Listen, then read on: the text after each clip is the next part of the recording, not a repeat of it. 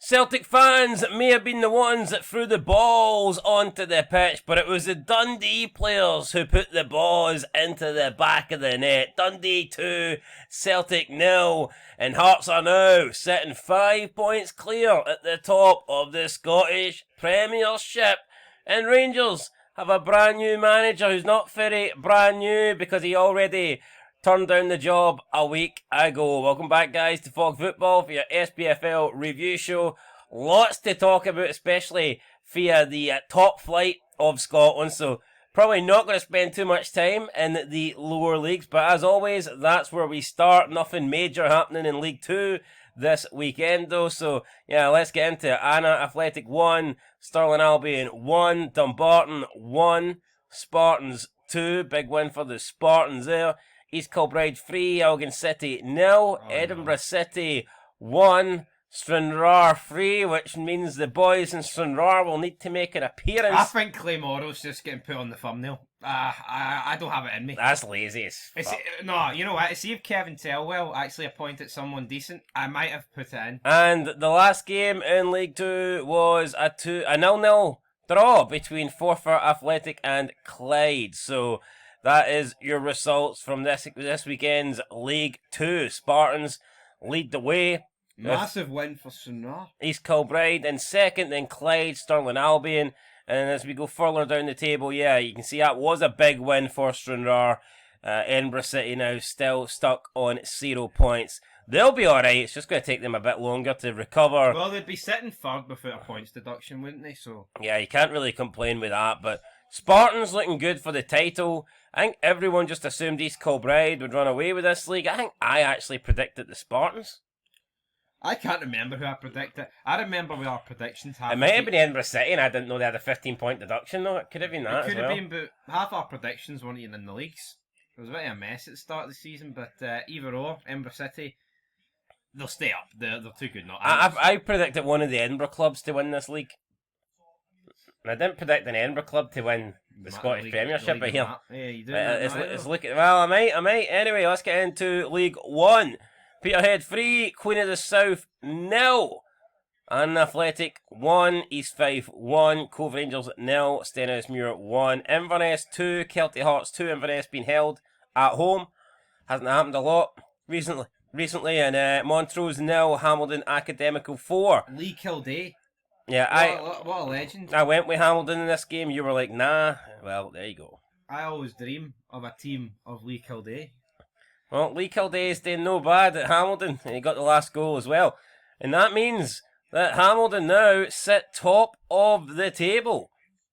Didn't really expect this to happen. Once Inverness got in front, we kind of thought they were just going to run away with it. But no, Hamilton now back in front.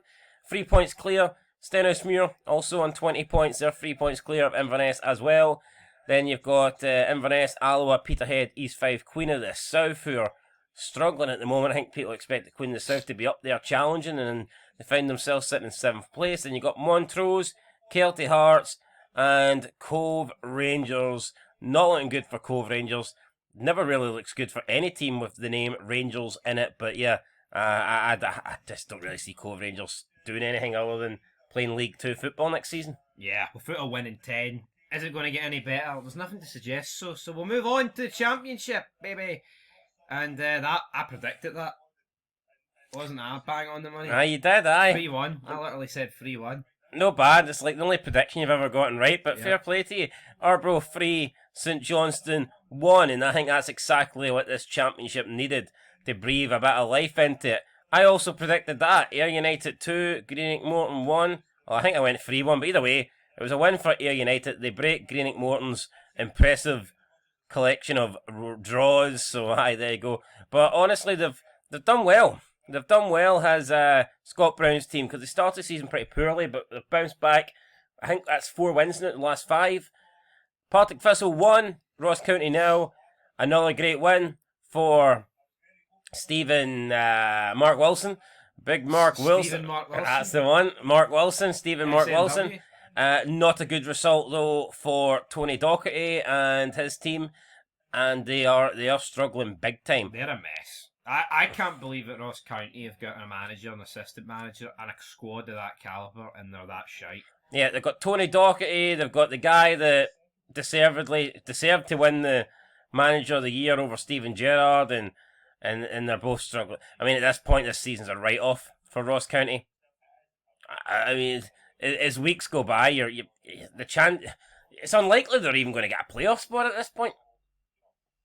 No, it is. I mean, I think after the start, you were like, right, okay, they're probably not going to win the league, but they'll still comfortably get a playoff spot. You're getting to the point now where it's looking unlikely, and I know it's early days, but I don't really see the turnaround happening. Same. The manager bounce has not happened. And that game at the bottom there's pretty bogging into it, 0-0. Yeah, I mean, dare I say, will Tony Docherty still be there come the end of the year? Who knows? He might not be, but look at it, man. We didn't even get to address the fact that Airdrie did pick up a point there, but it is a point nonetheless. Well, it's a good point. It gets them closer to Ross County, doesn't it? Although I don't think Ross County will be who they're battling. I don't think they'll be battling anybody. They're down, aren't they? Yeah, Airdrie 10 games in, not a win yet to their name. They need to improve on that. You just aren't going to stay in this division if you can't win games. As for St Johnstone, it's close now. Partick Thistle, if they win their game in hand, they could go level on points. They won't overtake them due to goal difference, but we'll see how it goes. They could win 7-0. Well, there's nothing to suggest that. Airdrie's only conceded 16 goals in 10. Alright, what do you mean alright? Is that 16 or 20? That's 16. So, I just think to assume that they're going to lose sevens. I predicted Arbroath 3-1 against St Johnstone. I actually predicted that score 24-0, didn't I? What game was that? Well, you also probably predicted Rangers to win the league at the start of the season. How's that going for you? I did. Well, how's that going for you? I can't even say it was Cove Rangers because they're fucking rock bottom, so... Yeah. Anyway, speaking of Diddy teams from Glasgow, Celtic get beat 2-0 by Dundee. Stephen Presley, the governor, and he lit them up, didn't he? He took no prisoners. Perfection for Presley. Absolutely phenomenal game of football. 2-0 Dundee. It was great. Could have been more, to be fair, on the day. Welcome to Woodbury. I mean, honestly, man, what hospitality this guy was showing, laying the smack down, but I would just like to see a wee bit more for the guy. I mean, don't we all? I mean, I'd like to see a wee bit more, but... No, you've beat Celtic 2-0, and this is the best you've got. I thought you'd have been a bit more happy seeing Celtic lose their first league game, but this is the best you've got. Well, wait, hold on, right? This is Celtic losing their first league game, right? And see, as great as it was waking up Sunday afternoon... Lost the same amount of league games as Rangers, by the way. What's the points tally? Exactly. Well, they have won a few more games than Rangers, to be fair, but still. Yeah, but you watched the game in its entire glory. And I was buzzing in the review. I was fucking loving life. What's the difference? Your team's fucking top of the league. Your team's flying high. My team. See, if your Hearts were 8 points behind Celtic and 13 points behind Rangers, you'd be depressed, wouldn't you? That'd be just another season. I know what I think of it. Another season. Well, 2-0. Great header for Clark Robertson. Carter Vickers, shite for the second goal. Liam Scales getting pelters as well. I thought Tierney was wank. I thought Cal McGregor was wank. Ian Atcho missed a few decent chances. I thought Yang was pretty bad. Brendan Rodgers. I don't recall any. It was saves, was it not, for the keeper? No, I think Ian Atcho should have did better. Especially that one in the second half. What one? With the fucking he got onto it and the guy fucking planted his arse down. You could have fucking ruined him. Well, hold on here. The guy's got a block on the shot. I mean, that's not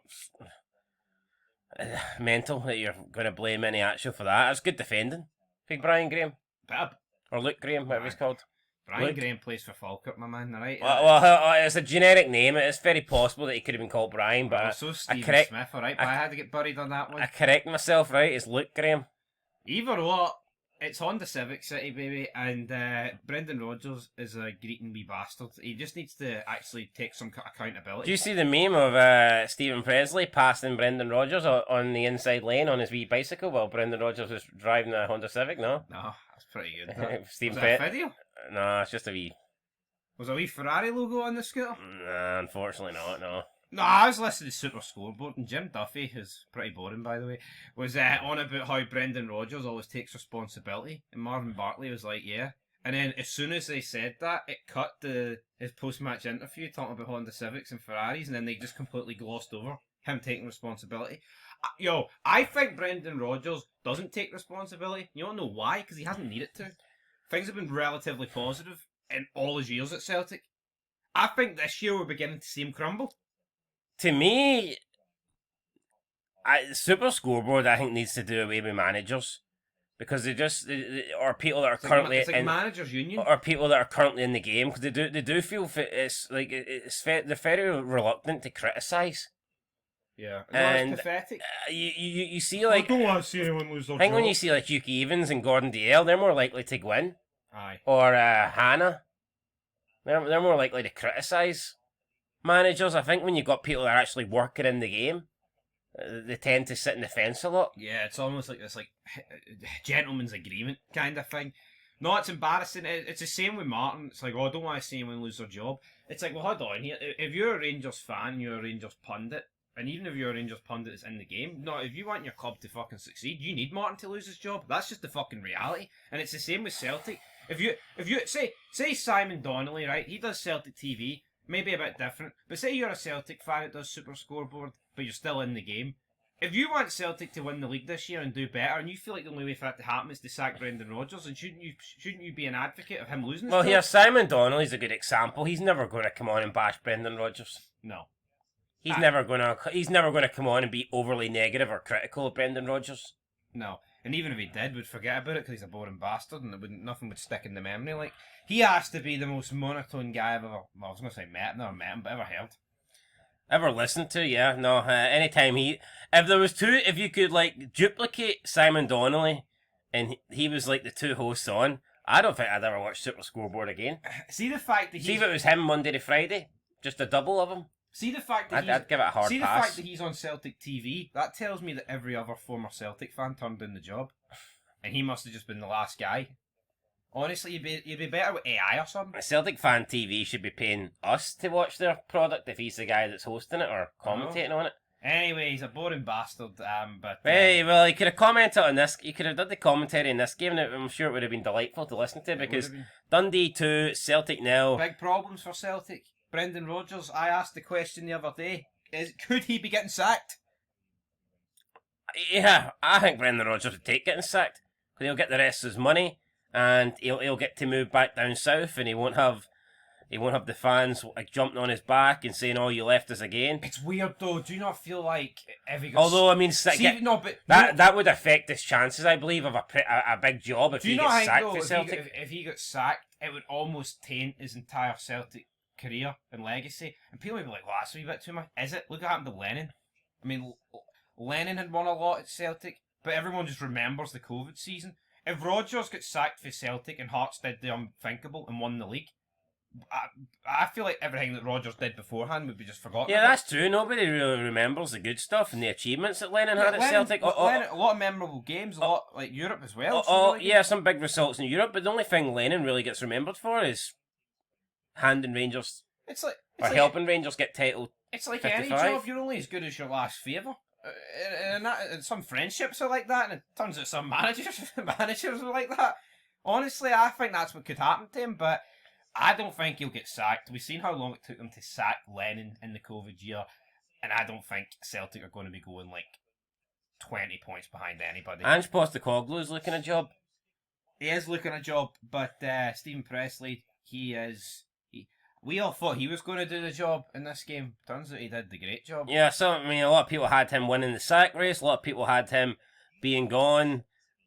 I mean, I think you predicted he'd be gone by the end of August. July. July. Well, he's still here and he's picking up big results. And yeah, fair play to Stephen Pressley. People doubt him, but he's doing okay. I think they needed a result.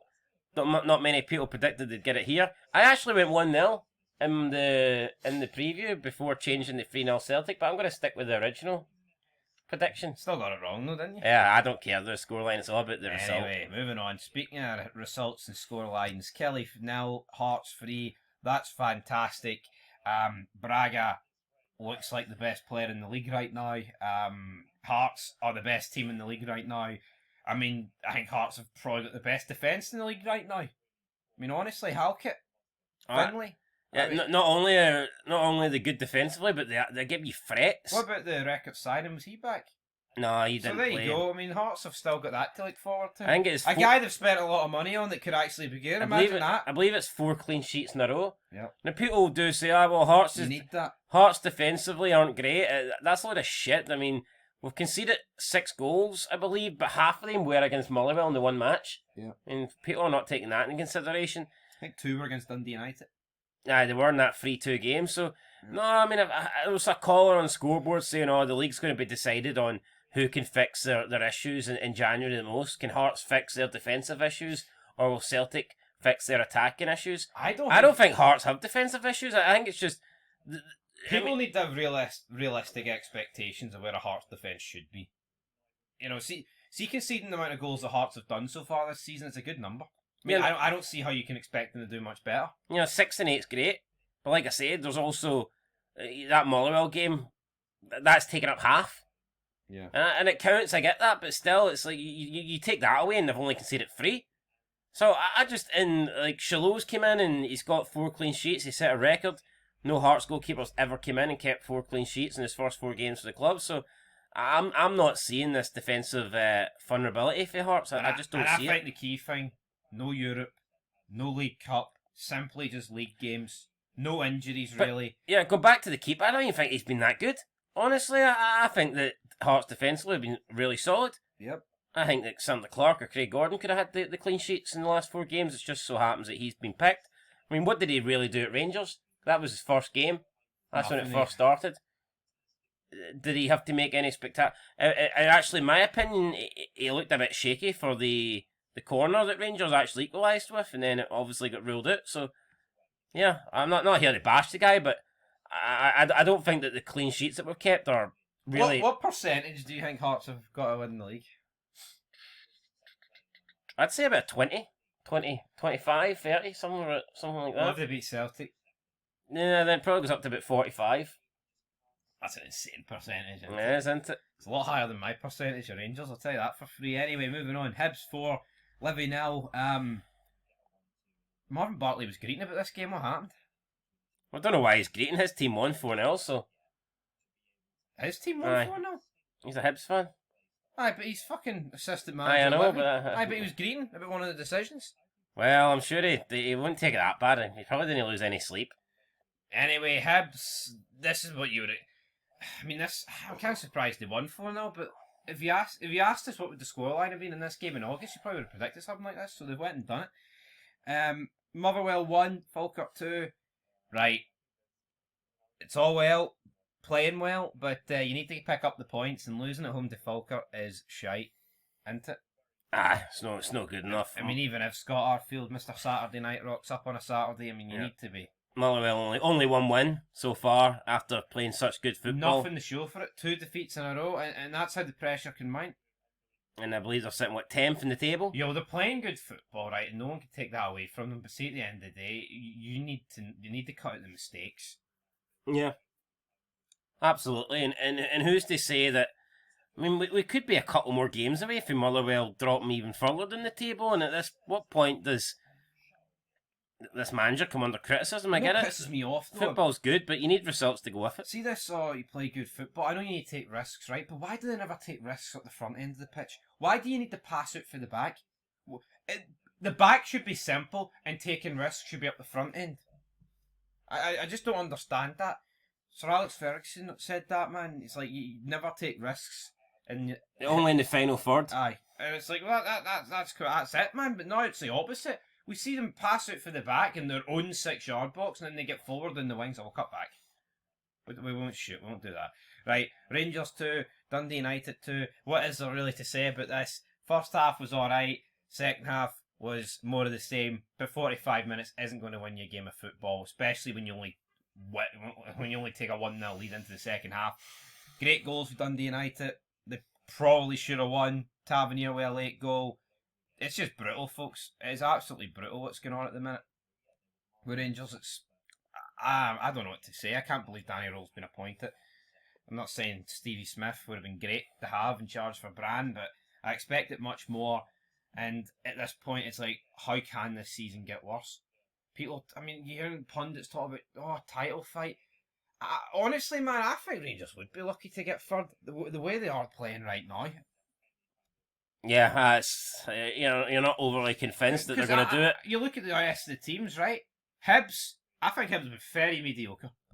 They can turn it around and easily get up there. I mean, they're not even far off Celtic themselves. Hibs and Aberdeen have been shocking. Aberdeen aren't far off Rangers. Aberdeen have more wins than Rangers. Yeah, so too many draws. Another draw, need it to be a win, and it's killed any optimism.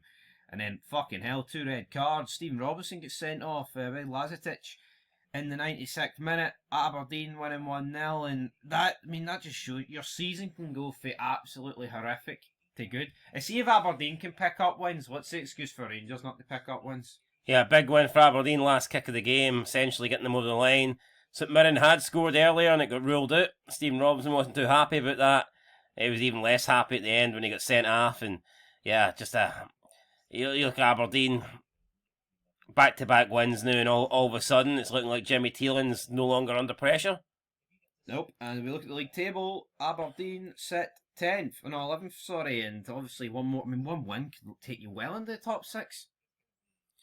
Could, and I mean, you really wouldn't rule them out at this point. I still don't think they'll finish top 6, so I think they're still a pretty poor-looking side. Obviously, some people believe this is a comeback and they're going to be fine, but I still think there's a few teams in there that I expect to finish above Aberdeen for the season. As for the top of the table, looking great. Hearts 5 points clear. You love to see it. It was a beautiful Saturday, a beautiful Sunday, and Monday's looking pretty beautiful as well with this league table. And big weekend coming up. Celtic, Hearts next, and Hearts win that. The gap goes to 8. If you're saying that Hearts have got a 25% chance of winning the league, what have they got a chance of finishing in the top 2? 75? No, about 50, I'd say. 50. I know, but you said if they beat Celtic, they've got a 45% chance of winning the league. So if they beat Celtic, what have they got to finish in the top 2? Must be a pretty fucking high percentage. Yeah, but I mean, beating Celtic isn't necessarily going to move them further ahead of the teams behind them. Aye, but fuck me, it's a sign of intent. It's also, I mean, come on. I think Hearts right now bet 365 or 5-2 to win the league. Good odds, but I'm not getting carried away. Nah, he's just giving you 25%. So anyway, guys, leave it down below. Massive week massive week midweek. Coefficient Cup. We all forgot all about it. Coefficient Cup's dead. That's one cup that can't be salvaged. Nah, we're all dead. Anyway, till next time. Peace.